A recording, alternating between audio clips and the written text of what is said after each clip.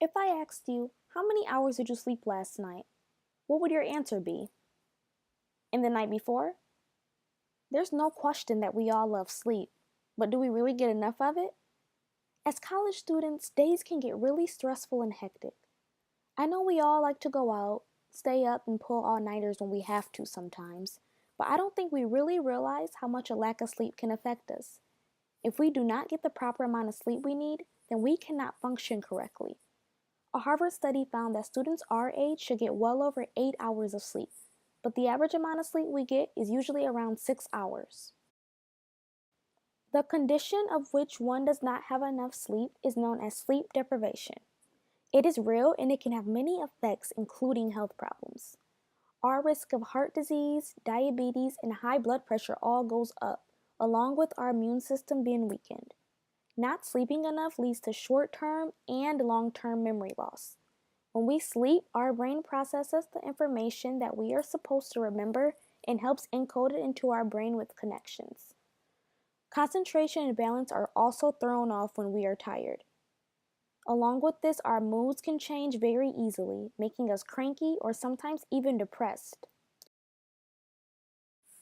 Worst of all, bags. With not enough sleep, dark circles can and will form under our eyes. This raccoon here can be our near future if we do not get the proper amount of sleep we need. Sometimes the lack of sleep is just unexplainable. Tossing and turning all night because we can't get to sleep, it sucks. But there are some ways we can increase our sleep and the quality of it. If you're like me, then one of the reasons that you cannot sleep is because you are on your phone or laptop in bed. You climb into bed and have every intention of actually going to sleep, but you get distracted and do everything else but. Whether that's scrolling through Instagram, tweeting, texting, reading Facebook statuses, and watching Snapchat stories, Netflix, or YouTube videos, they are all distractions that we must get rid of to get to sleep at a decent time. 90% of people in the US confess to using some type of technology an hour before going to bed. Using electronics at bedtime makes it harder to sleep because it messes with our melatonin. Melatonin is a hormone in our body made in the pineal gland that helps our body with regulating our sleep, knowing when it is time for sleep and time for us to wake up. Our bodies tend to make more melatonin at night, so of course this would affect our sleeping. We also should not eat before going to bed. I know it can be tempting, but we should not do it. If we have to, then we should eat between 2 and 3 hours before going to bed.